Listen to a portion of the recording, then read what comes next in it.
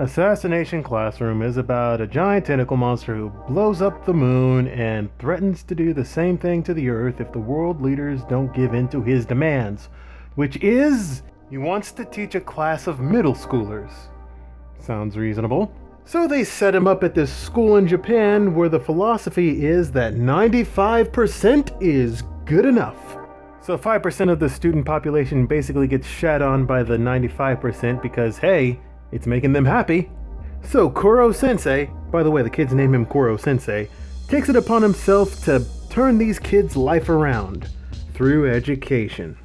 Also, the government is offering a shit ton of money for whoever kills him. This is not a secret from Koro Sensei, by the way. He's giving these kids a fighting chance because he can move at Mach 5 speeds. He can process information about 100 times more than any regular human, and conventional weapons do not work on him. Koro Sensei handicaps himself by letting the students use weapons that are specifically designed to destroy him, openly allow these assassination attempts at any time, and will not raise a single hand against these children. Tentacles. Not raise a single tentacle. Also in on this action are government agents, Russian assassins, homicidal AI, possible super soldiers, genetic experiments, deranged mercenaries. You get it. It's a lot, okay? A lot of people are in on this action and Jesus, there's a lot going on here. So it's safe to say that this show is a tad bit bonkers, but that's okay because it takes its time with each and everything that they introduce. On top of the fact that the cast is 30 plus characters who get a fair amount of screen time, and on top of that, adding elements from a completely different genre into this, and on top of that, making sure they blend together and serving to the show's themes, and on top of that, making sure that it looks fun. And did I mention that there's a lot going on in this?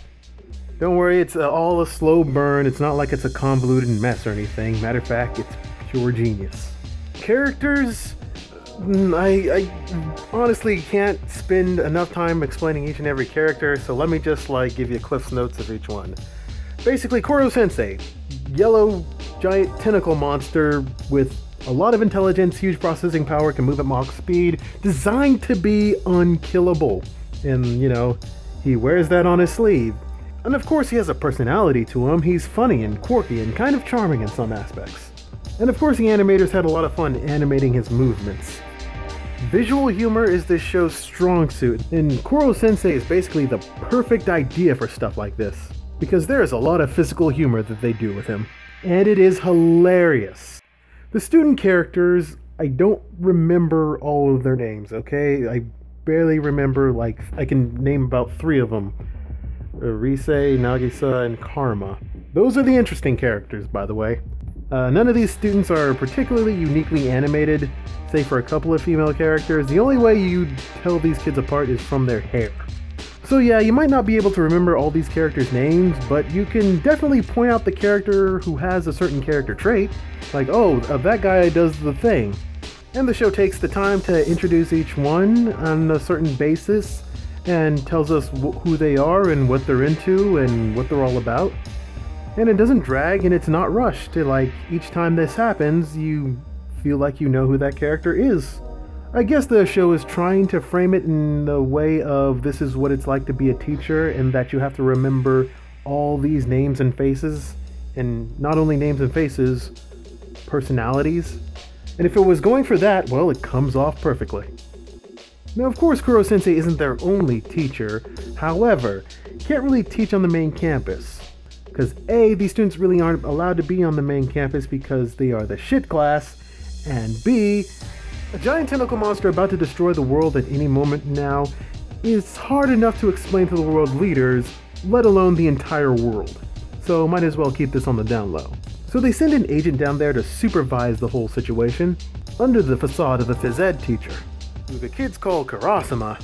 And basically he's teaching these kids how to kill. Kill the giant tentacle monsters, but, kill in general also.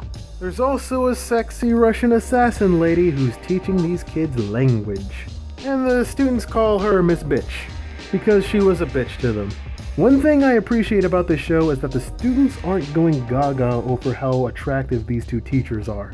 They acknowledge that these two are attractive and then they move on with their lives. That's good, I like that. And sexy humor is used intelligently here. It's not used as a means for a cheap laugh.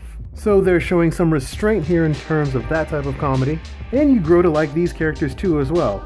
There's also a plethora of other student and teacher type characters that I'm not going to go into because you probably should just watch the show for that. So that's the basis for what's in the show. But is any of that stuff in the show good? Well, yeah, it is good. I told you there was a lot of visual humor in this show. Not just for Kuro-sensei, but in general.